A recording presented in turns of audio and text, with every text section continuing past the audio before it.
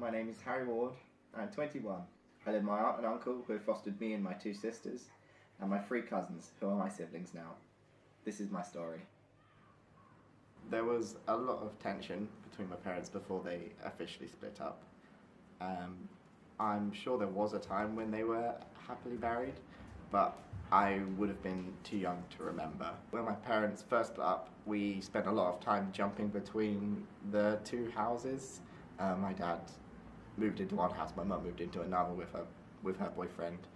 We spent most of our time at my mum and her boyfriend's house, but that also changed a lot because she got kicked out of a lot of houses for financial reasons.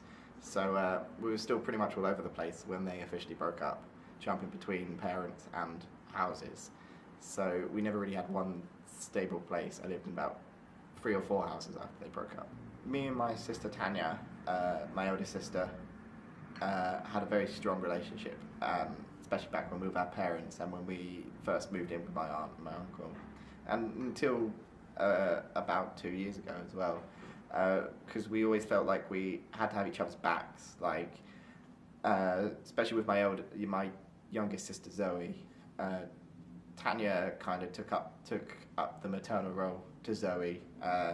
Zoe looked up to Tanya all the time, and it was my job to look out for both of them, to like defend them. There was one particular night, which is one of the worst, the one that I remember the most, unfortunately, when my dad came home earlier than normal, angrier than normal, and he'd been drinking, and we always did our best to try and avoid him when he was like that. But for some reason, something Tanya and Zoe did upset him, so he came upstairs to where we all were, and he started yelling and having a go at my sisters, and he went to started pushing and went to hit my sister Tanya, and that was when I stepped in his way and told Tanya and Zoe to get out of the house and go to our friends' houses who lived across the road. And he started yelling at me and pinned me against the bed and just kept yelling and pushing me until I eventually managed to get away from him somehow. I still can't remember to this day how I did, and I climbed out my first floor bedroom window to my friends who were standing outside our front gate waiting for me to come to theirs. After that night, we spent 2 or 3 nights sleeping at that friend's house because their parents must have understood what was happening and let us stay there. Stuff like that carried on for a few months until one day at school, I got called to the headmaster's office. I was panicking, I thought I was in trouble, and the social worker told us that my dad wasn't going to be picking us up, and we were to stay at our aunt's until my dad, what they said was he was ill and that we were to stay there till he got better. And that was the last time I saw my dad.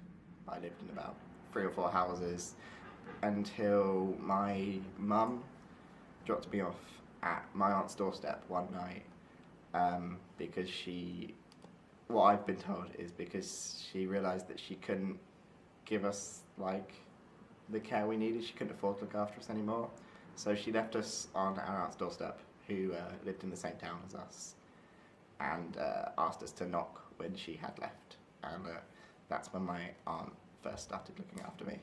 When I first moved in with my aunt, I was a bit of an emotional mess. I was a very angry kid, and so obviously me and my aunt got in a lot of arguments.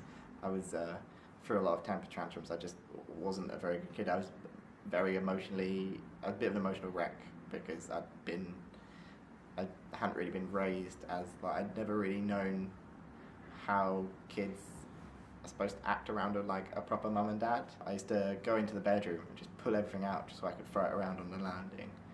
And my aunt, she was so good about it, but she'd just wait. She'd just wait for me to finish being angry. I'm not an angry person at all now, and I think that's simply because of the way my aunt reacted whenever I was angry or emotional, and she always knew what to do, and she was really patient, and it really helped. It totally changed everything for the better. Nowadays, I'm grateful that my parents' relationship didn't work out and that they broke up and I ended up having to live with my aunt. When I was younger, I obviously wanted them to get back together, to have never broken up, to just be mum and dad again.